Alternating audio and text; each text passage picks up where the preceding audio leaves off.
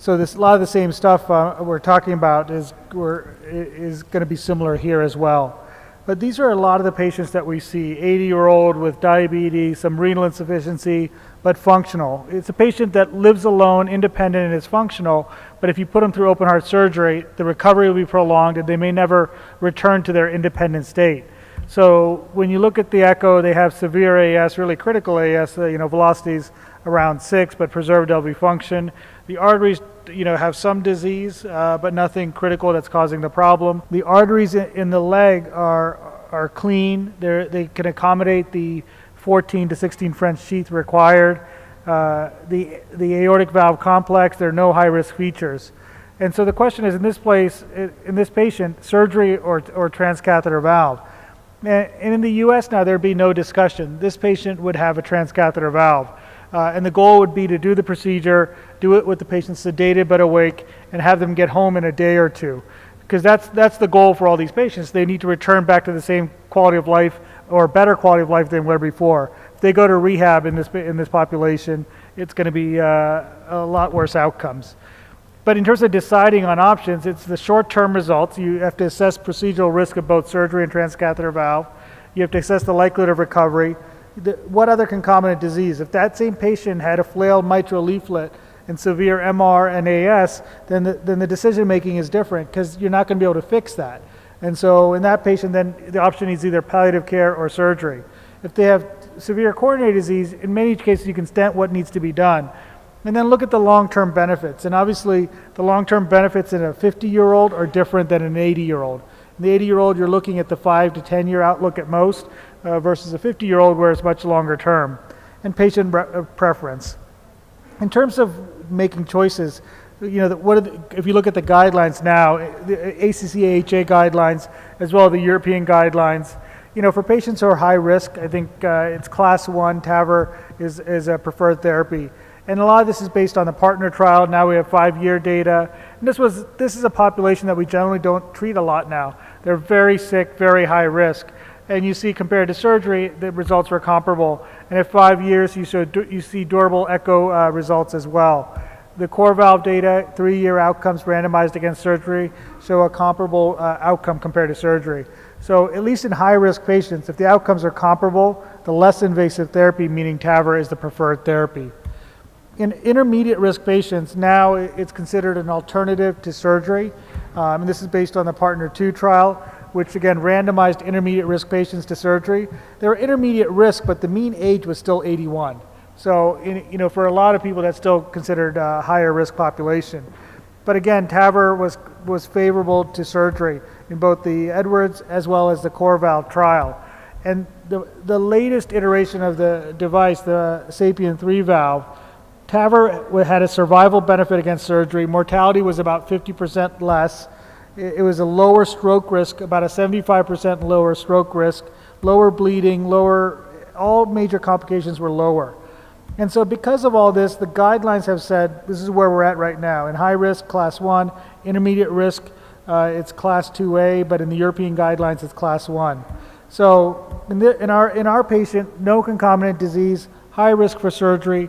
The goal was TAVR, and he did well, and went home on day 2. The reality is, over the last 10 years, the data has evolved, the risks have gotten less, and as the risks have gotten less, the potential benefits are more, so the thresholds have evolved. When we started TAVR, we were treating this population on the right, extreme risk where we really weren't going to provide them much benefit. But the reality is, we've moved down to lower risk patients as the risks have gotten better, and the conversation. There was just a live case done next door from Eberhard Grube and his group in Germany. It was a 74-year-old woman whose surgical risk was probably 1% to 2%. But the discussion was that patient had ideal anatomy for TAVR. And so whereas before we did TAVR in patients that did poorly with surgery, now it's really, who does well with TAVR. If they have good anatomy and you think you can do it safely, in an older patient, it becomes the preferred therapy. And there are subgroups that may do better with TAVR over surgery. Women, for example, have a much higher risk with surgery, and the TAVR risk appears lower. Patients with a small annulus that are going to get a small surgical valve, you get less patient prosthesis mismatch with TAVR. And so in a patient that has a small annulus or a patient that's obese, TAVR may provide a better option. And the reason being is patient prostate mismatch does lead to worse outcomes. Diabetics as well do better with TAVR than surgery in several series. So these are things that we need to look at more closely, and these are maybe patients that are better off avoiding surgery. More so than learning who to treat, the biggest problem is learning who not to treat. There are the patients that are dying with aortic stenosis rather than from it, and you really want to avoid treatment in those patients. If you look at this is patients with a surgical risk score above 15. There's no difference between medical therapy and TAVR. The reason being, to get a surgical risk score that high, you got to have so many other medical problems that you're not going to get any benefit. And some of these medical problems include COPD. In patients that have COPD, there's really no benefit, especially if they're oxygen dependent. You're not going to improve survival, you're not going to improve quality of life. So, and especially in those COPD patients that have limited mobility, it really doesn't make sense to treat, because although you fix the valve, they're going to succumb to their disease, they're not going to do better. And when you look at this in the US registries, you see this as well. Thousands of patients, and when they have oxygen-dependent COPD or severe COPD, the mortality is almost 50% at 1 year. So again, doesn't make sense. Renal disease is another one. When you have end-stage renal disease on dialysis, mortality at 1 year is close to 50%. So these are patients, again, that are not going to get the benefit from treatment. Mitral regurgitation, again, worse outcome. So you have to make those decisions. And so although they have aortic stenosis, it may not make sense to treat them clinically. So I think the first part of evaluation is who's an appropriate clinical candidate. And then you got to assess their anatomic suitability. And we assess that with cath, echo, and CTA. The main issue, obviously, with the catheterization is there significant CAD? And there are a lot of patients like this. There's a fair amount of CAD. There's a distal right. Obviously, there's diffuse disease in the LAD that you can see, in a tight mid-LAD. But the question always is, do you need to treat? If that patient was having surgery, they get bypasses. But if you're doing transcatheter valve, there are several important questions. First, does the patient have significant coronary disease? In this patient, yes. If so, should it be treated before, during, after, or never? And that's the challenge. In terms of significant, is the coronary disease causing symptoms? Is it stable, or is it an acute coronary syndrome? Will the extent of CAD impact long-term survival? And will CAD impact the safety of the TAVR procedure? So when we're talking about CAD, there's obviously medical therapy, PCI with staged TAVR, or same setting. And there's challenges to choosing a strategy. There are a lot of things to take into consideration. Importantly, renal function. If you're going to do PCI in the same setting, the contrast load may be detrimental to kidneys. Vascular access is an issue. LV hemodynamics. If someone's EF is 25%, that CAD may play a bigger role. And the reason that we say that is, if someone has an EF of 25-30% and their LV EDP is 30, when you start pacing them, or if they have a complication during the TAVR, as they get hypotensive, their coronary perfusion pressure drops. And if they have CAD, they very quickly go into an ischemic spiral. So in patients with borderline LV function, elevated filling pressures, the CAD may be more significant. Lesion complexity. In the same setting, I would not do left main rotablator and a TAVR. I think that's too much stress on the myocardium. Patient preference plays a role, and then financial considerations obviously play a role. So these are the questions we ask. If they have a velocity of 5 or 6 and their primary symptom is shortness of breath, I tend to leave most CAD alone, as long as I think I can get through the TAVR safely. If their LV function is normal, especially, I will defer on the CAD. If the CAD likely to impact long-term prognosis. So in a 75-year-old intermediate risk patient, if they have proximal vessel CAD, that's going to impact their long-term survival. So whether you fix it before the TAVR or not, you do need to fix it, because the CAD is going to be an independent prognostic factor. If you have an OM lesion, that's not prognostic, and unless it's going to, for whatever reason, impact symptoms or safety, you should leave that alone. What is the risk of PCI? Is it left main? Is it diffuse disease? Do you have to rotablate? What is the renal function? And what is the risk of dual antiplatelet in this elderly population? And again, what is the impact of CAD, as we talked about, on the filling pressures? And this goes to the risk of ischemic spiral during the procedure. So if you're going to do PCI prior, there's some concerns. You have to be on dual antiplatelet when you do the TAVR. It requires 2 access. You're going to do an access for the PCI, then you have to bring them back and do another access for the TAVR. And for the patient, it's less convenient. But the benefits are you have free access to the coronaries, no TAVR frame inside. You will potentially increase the hemodynamic stability and procedural safety of TAVR by getting rid of ischemia, and you'll reduce the contrast use during the TAVR. Now, to concomitant, the benefits of concomitant are, again, you avoid repeat vascular access, and you have one procedure for the patient, and it's better for the patient satisfaction. But it's a more lengthy procedure, increased contrast, and in the US, we don't get reimbursed. For those that are considering doing PCI after TAVR, it's important to keep this in mind. Having this metal frame across your left main and your right coronary can make access difficult. This was a nice review published in JACC recently. And especially for a device like a core valve, where there's a skirt, if the valve is deployed high and the coronary ostium is here, you're okay. But if it's below these cells, the access and getting a guide to engage, because you can't go through this skirt, you have to go from above, and we might need to have better guide catheters for this now that this is becoming more of a problem. I had a patient that had a TAVR come in with a non-STEMI, sort of sick, and it took a while to engage the left main, and it was difficult. And there have been reported deaths from this, and there's this whole publication about delayed coronary obstruction. Because, in this scenario, it's okay, but we don't control the alignment of the TAVR during deployment. So if the patient is like this, you're on the open part of the frame and you can get access. But in this scenario, the skirt is covering the ostium, and access is going to be much more difficult. And you have to approach it from the side and then turn in. So again, these are going to be important issues if you're going to try and do PCI after. So I think coronary disease plays a role in terms of the procedural safety, but as we move to younger and lower risk patients in terms of long-term results. The next important thing to screen for if someone's a candidate is vascular access. And we don't do an angiogram alone, it's the CTA. In patients with severe renal dysfunction, we sometimes do intravascular ultrasound. But the CTA gives nice 3D reconstructions, and that's really the ideal way to screen. The devices have gotten smaller, so I think more and more patients are transfemoral. Currently at our institution, we do about 95% transfemoral. The current devices that we have are both 14 French equivalent devices, both the Edwards Sapien 3 and the Medtronic Evolute. And it's important, these smaller sheath sizes, with each iteration of the device, vascular complications have gotten less. They used to be as high as 15% for major complications. Now they're down to around 5% and less in more recent studies. And it's really about a patient like this with no calcium, straight arteries, no lesions, is low risk for vascular complications. And when you're screening for vascular complications, there are several key factors to focus on. One is the size of the vessel and calcification. When it's a small size, you can get away with it if you don't have a ton of calcium. If you have calcium and tortuosity at small size, that's where you're going to get into trouble. So having one of those things, you can probably work your way through. But if you have all three, it's going to be difficult. And in those patients, you choose an alternative access.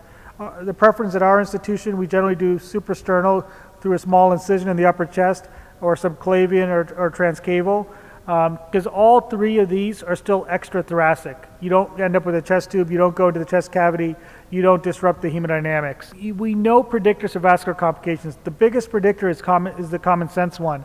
If the sheath to femoral artery ratio is above 1.05, meaning the sheath is significantly larger than the femoral artery, you're risking vascular complications. So this 1.05 criteria is really what's been using. And we really try to avoid it because vascular complications increase mortality, especially in older patients. Anything that delays the discharge, keeps them in bed, they get blood transfusions, those patients get pneumonias, get urine infections, and succumb. So you really don't want to, you want to avoid these at all costs. And you do that by avoiding high-risk features. This is obviously an example of, it's not just at the femorals, it's heavy calcium throughout. Patient with extreme tortuosity, abdominal tortuosity here. This is a patient with extreme calcium and tortuosity. These may have adequate size, but these are going to be at increased risk. I'm not saying we don't go through these, but these are ones that you have to worry about. These are patients who have increased risk of vascular complications. And these are, with the devices, you got to be careful with some of this tortuosity.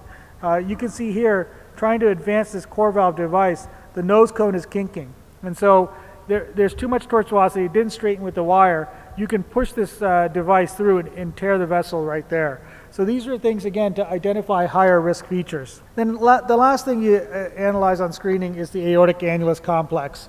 And so assessing the annulus is for several components. One is size. What size valve are you going to choose? What type of valve you're going to choose? And other risks of complications. And the complications we worry about are annular injury or annular rupture or coronary artery obstruction are the two most common ones that we worry about. And so in terms of sizing, the annulus is a set structure. It's a virtual structure. And I think that's an important thing to keep in mind. And it's not a perfect circle. And so no single diameter can adequately characterize the annulus because it's an elliptical configuration. And really, in the beginning, we used to use a single measurement, but one of the things that's really, I think, improved the results is the use of multi-slice CT reconstructions or 3D TEE. So rather than looking at it in a single plane, we do these reconstructions, and you can look at the three-dimensional structure. Whoever's the operator should be the one doing it. I do the reconstructions on my own patients, and to really go down, and the idea is to get down to this annular plane. This perpendicular plane to the annulus, and you see the cusp there, and this is the view you want. And this is your annulus, just below the leaflet insertion. It's a virtual structure. There's no anatomic relationship there, but that's what we measure. And you can measure mean diameters, area, or perimeter. In general, for balloon expandables, we use area. For self-expanding, we use perimeter. And then you look for other factors. What is the sinus effaced? Is the left main low? Is there heavy calcium? Is it a bicuspid valve? Is the STJ small? These are all considerations because these are things that increase risk and complications. But you also have to understand that the structure is not a static structure. And one of the challenges is in training your radiologists to get you the right images. If you do a cardiac CT, most often they will do prospective gating and give you only diastolic images because they're used to looking at coronary arteries. And in coronary artery disease, you're looking at diastole. For most of TAVR-related screening, we want to look at systole. The diameters in diastole are about 10% smaller than systole. So again, if you're getting a CTA for a transcatheter valve, it's talking to the radiologist or whoever's doing the scan and saying, we generally do retrospective gating and get all the phases. In this population, I think the radiation dose is not significant, and I'd rather get all the phases to understand. But if you're going to do prospective gating to reduce radiation and get one phase, I would get systole because in general they're the larger dimensions, and that's been shown by other studies. Then in the end, although CT provides a nice three-dimensional view, a poorly done analysis can be worse than no analysis with the CT. If you're off axis and you're not perpendicular and you're measuring like this when it's off axis, that's going to give you an error, and that error can make you choose the wrong valve size and lead to a significant complication, as well as artifacts. If you have step artifact, breathing artifact, and you don't have a nice CT, that measurement is worse than having no measurement at all sometimes, because you might put too big a valve and create an annular rupture. So look at the quality of the CT that you're getting, and look and understand what your goal is with the device. The goal of all transcatheter valve is to overexpand a device. It anchors in place by friction and being overexpanded. And that's how you get a seal. With the original Sapien XT valve, we wanted to oversize more aggressively, at least 10% oversized. Whereas with the current Sapien 3, with balloon expandable, 0 to 5% is adequate oversizing. So understand what device you're using. For self-expanding valves, ideally you want to be at least 10% oversized by perimeter. And those are the things that you're going to look at, and what size valve, which type valve, these are all relevant. And that's why whoever's doing the procedure should look at the CT. And the other reason to look at the CT is to identify high-risk anatomy. It doesn't mean you don't go forward with the case, but it might change how you do the case. This is a patient with significant LVOT calcium on the left here. This is horrendous LVOT calcium here in the bottom left. I guess my pointer's not coming up there, but in the bottom left, this calcium is going onto the anterior leaflet of the mitral valve. This is a patient that's higher risk for PVL and annular rupture. So in this patient, you may not fully deploy the valve. You may look at on TE, under-deploy the valve so you don't risk rupture. STJ calcium, another point of injury. And this is a patient with effaced sinuses. There was no room in the sinus for the native leaflet to sit. That calcium pushed through and created this hematoma on the aortic wall. It's one step away from a rupture, but it's a hematoma on the wall. So these effaced sinuses are high risk. STJ is high risk for this type of complication. Calcium here is high risk for other factors. And then bicuspid valves, you're higher risk for root injury as well as seal. So it doesn't mean you don't do these cases, but you need to understand the anatomy. So you might adjust how you do the case and whether you do the case at all. So these are all important considerations. And we know that calcium in the LVOT is a bad predictor. It's a predictor of more PVL, and it's a predictor of significant injury. This was the original series saying increased LVOT calcium was the biggest predictor of rupture. And so in patients with heavy calcium, we try to avoid balloon expandable valves because that's a predictor of rupture, and we do self-expanding valves. This is a patient, even on the floor, you can see heavy calcium extending not only from the valve into the LVOT onto the mitral. So we decided to do an evolute valve, a self-expanding valve. But unfortunately, the valve didn't expand because of that calcium, and there was a ton of leak right here. And so, what to do? We tried to post-dilate. That calcium just wouldn't provide a seal. There's a circular valve. It's a rigid piece of calcium. It would not seal along it. So it ended up, in this case, took a 5 French AL1 catheter and crossed into the gap where the leak was occurring and put an Amplatzer vascular plug device in there to provide a seal. And so the final result, the leak was minimal at the end. So we were able to deal with it, but we knew that based on the CT, there was a high likelihood we'd have to do some other strategy.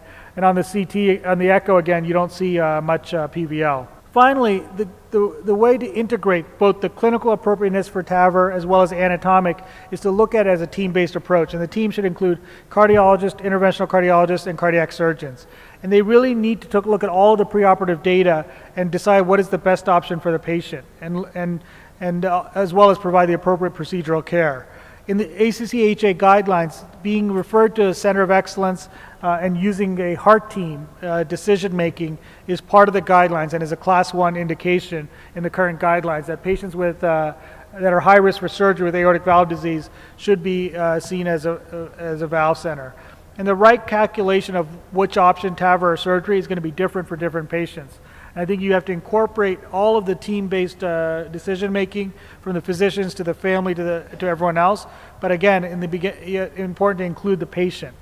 And right now, the way we approach it, we have a surgeon and interventional cardiologist, and we're pretty much interchangeable. We all review the CTs. We have the discussion about what we think procedurally is the risk.